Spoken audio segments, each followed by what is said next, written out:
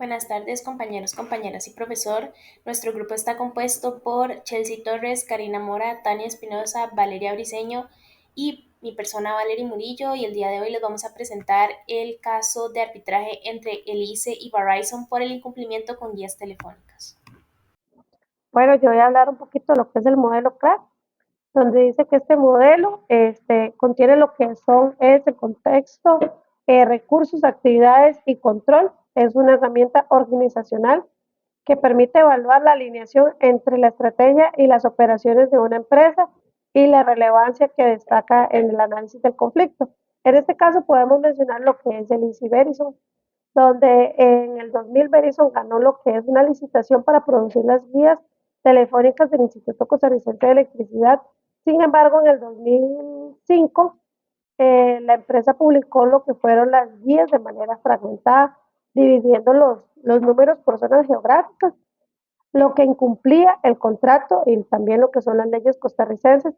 El ICE tuvo que retirar lo que eran estas guías y pues ahí también pues nace lo que es el servicio de información telefónica del 113, donde ese que también es gratuito.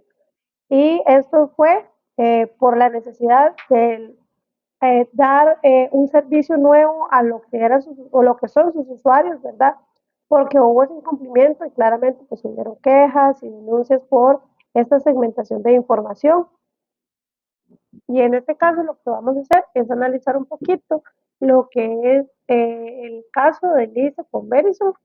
Dentro de las palabras, ¿verdad? Encontramos que el contexto son las condiciones legales y contractuales que establecían que todas las líneas telefónicas debían ser una única guía. Y en este caso, Verizon generó el incumplimiento donde segmentó estas guías, ¿verdad? Donde no estaban todos los números telefónicos y iba segmentado por zonas geográficas en este caso. Luego está la parte de los recursos, donde Verizon contaba con los recursos tecnológicos necesarios, pero decidió modificar el formato de las guías sin consultar al ICE en este caso, lo que llevó a los costos adicionales para el ICE al ofrecer un servicio de información gratuito, ¿verdad? Luego, las actividades. Verizon implementó una fragmentación geográfica, lo que venía mencionando, en la que la distribución de las guías, desalineándose el contrato que tuvo en ese momento con el ICE, y tuvo que ajustar sus actividades para gestionar las quejas de las personas abonadas, en este caso nosotros, donde las guías telefónicas no tenían toda la información. En este caso, por ejemplo, yo que soy de Guanacaste no podía tener el contacto o encontrar el contacto de personas en el GAM, en Cartago o en Limón, ¿verdad? Esto fue una de las fuertes quejas, ¿verdad? Porque nos estaba limitando al derecho a la información y el contrato con el ICE. Luego, el control. Dice que el ICE intentó controlar la situación oponiéndose a la publicación de las guías telefónicas fragmentadas. El proceso arbitral posterior resultó a un fallo a favor del ICE, claramente, obligando a Verizon a compensar por los daños económicos que se dio en ese momento a lo que es el Instituto Costarricense de Electricidad. También podemos hablar sobre lo que es el conflicto y el fundamento legal y lo que es la normativa aplicable. Las partes debían cumplir con lo estipulado dentro del contrato inicial.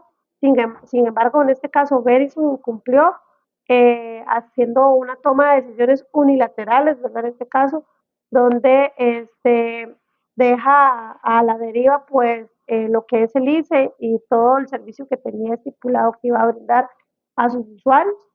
Al tratarse de un contrato internacional, el ICE pues opta por resolver la disputa por medio de un arbitraje internacional. El contrato requería la publicación de todos los números en este caso, ¿verdad? Y la ley costarricense exigía que los números residenciales aparecieran en la misma guía y no se diera esa segmentación que se presentó en el momento donde nace el conflicto.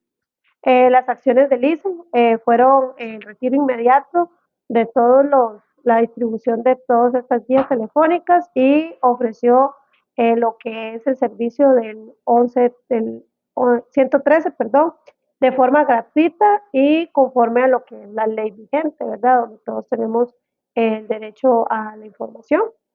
Y a partir del 2006, la responsable de las guías telefónicas para LIS en este caso fue RAXA.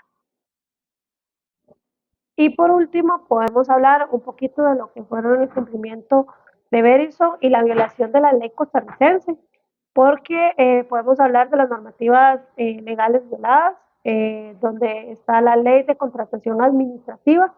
Verizon claramente violó la ley al modificar unilateralmente el servicio de contrato que protege los términos pactados en contratos públicos, donde ya lo hemos venido hablando, que él pues decidió modificar y segmentar lo que eran las guías telefónicas y la ley de la protección al consumidor. La fragmentación causó pues quejas y descontento pues por la población, la gran mayoría de la población, afectando pues lo que es el servicio y la transparencia en este caso del ICE, ¿verdad? Y también pues hubieron importantes daños económicos para lo que es el Instituto Costarricense de Electricidad.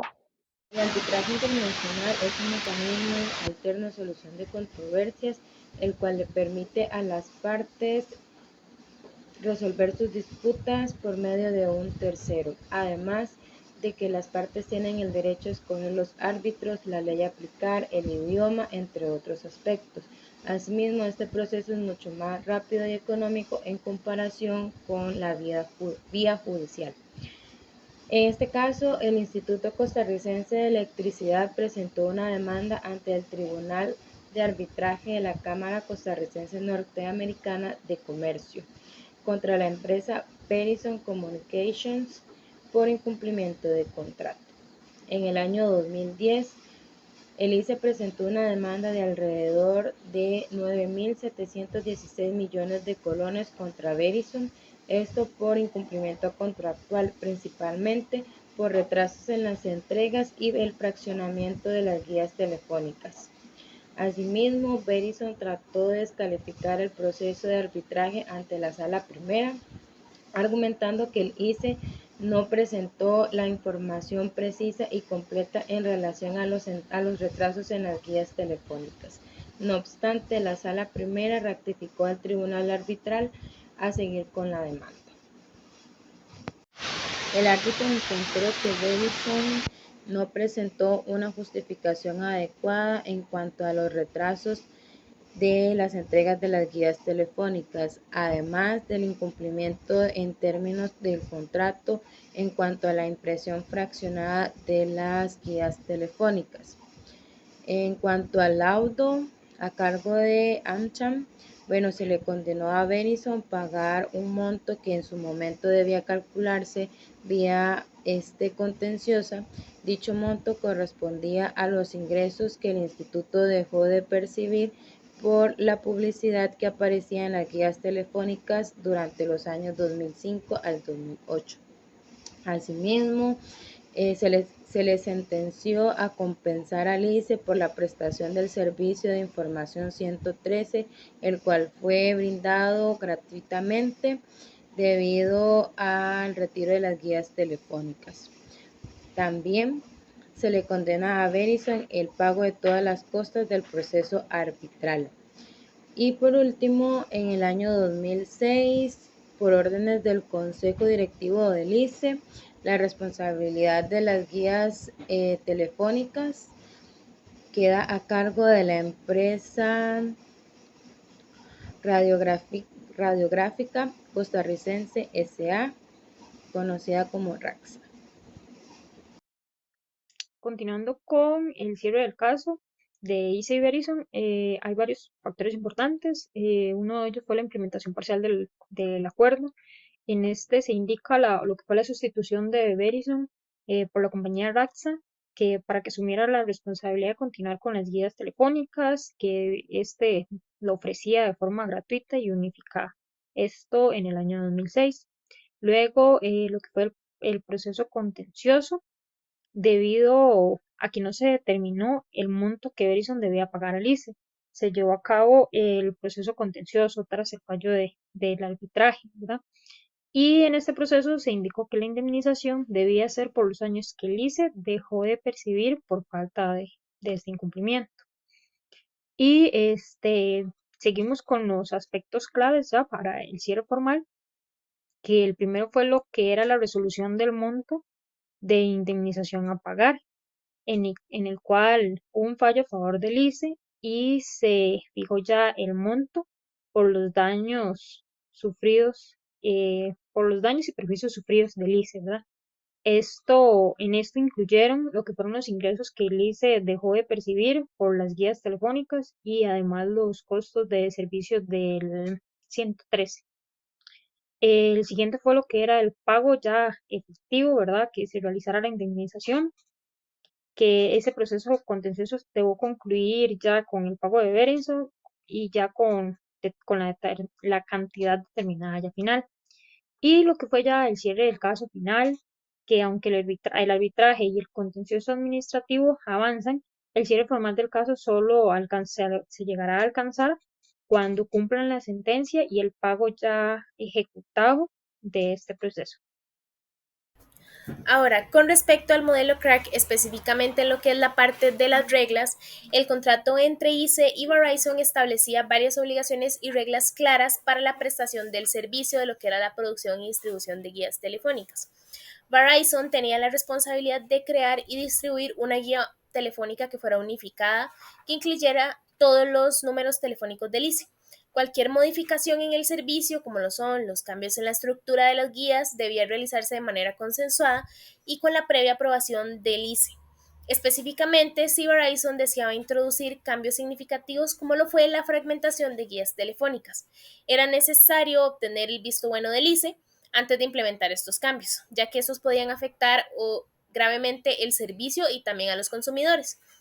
El contrato también, al ser un convenio entre una entidad estatal como lo es el ICE y una empresa privada, estaba sujeto a lo que es el marco jurídico costarricense, lo que incluía disposiciones específicas sobre contratos de concesión y prestación de servicios públicos. En el caso de disputas o incumplimientos, como sucedió en este caso, el conflicto se resolvería bajo la Ley General de Administración Pública, que es lo que hace regular los contratos con entidades públicas. Este caso en específico fue llevado ante el arbitraje de la Cámara de Comercio Americana, mayormente conocida como el AmCham, que aplicó las normativas locales para evaluar el incumplimiento de Verizon. Además, se utilizó lo que es la vía contenciosa administrativa para determinar los montos de compensación derivados del incumplimiento contractual que cometió Verizon ante el ICE. Ahora, con respecto al análisis del caso, el problema principal radicó en que Verizon modificó de manera unilateral el formato de las guías telefónicas, incumpliendo así con los términos esenciales propuestos en el contrato, ya que el acuerdo establecía que Verizon debía producir una guía telefónica que fuera unificada y que incluyera todos los números de las distintas áreas del país.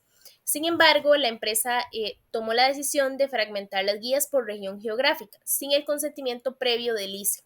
Y esta acción lo que hizo fue generar una serie de implicaciones contractuales y operativas para los usuarios. Una de estas implicaciones fue el impacto en la experiencia del usuario, ya que estos no tenían acceso a una guía centralizada y tenían que consultar varias guías para obtener la información telefónica, lo que les causó una serie de inconvenientes. Por otra parte, la respuesta del ICE fue el retiro de las guías telefónicas fragmentadas del mercado y ofreciendo el servicio de manera gratuita. Esta acción también implicó una ruptura en la prestación del servicio original según lo establecido en el contrato, pero desde el punto de vista del ICE, esto se trató de una medida de protección hacia el consumidor.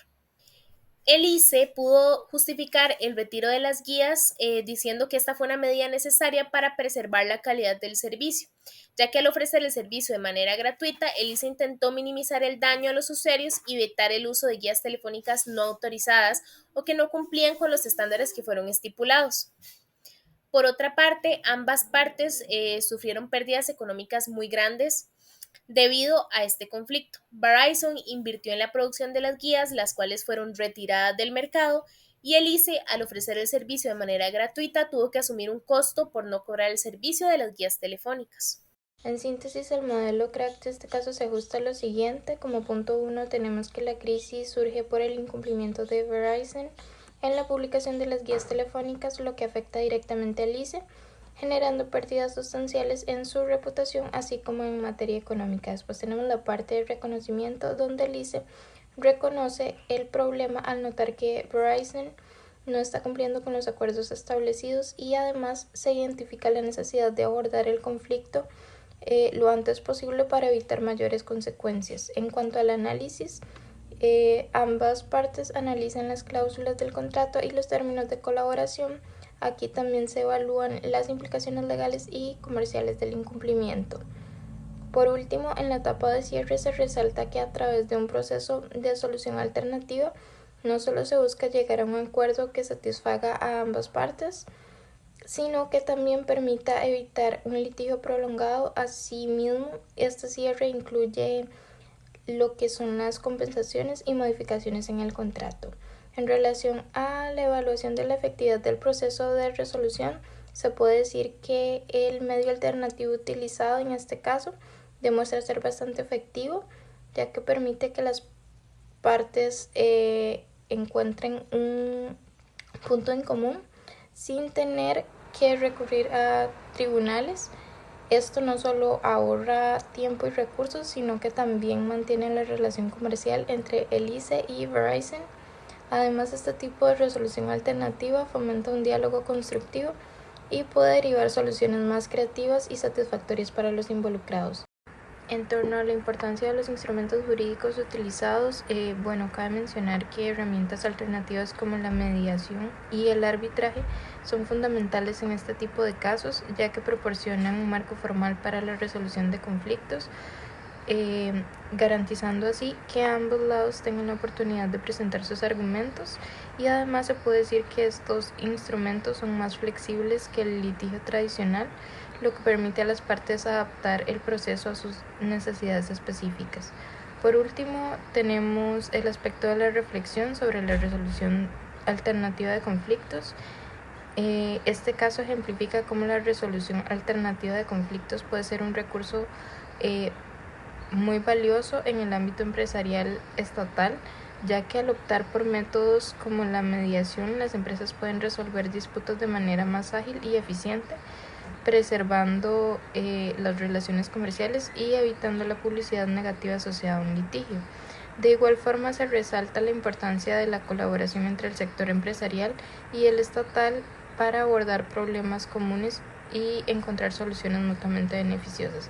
En resumen, se puede decir que el caso de ICE contra Verizon subraya la relevancia del modelo CRAC y la efectividad de la resolución alternativa de conflictos, remarcando cómo estos enfoques pueden facilitar la gestión de disputas en un contexto empresarial. Gracias.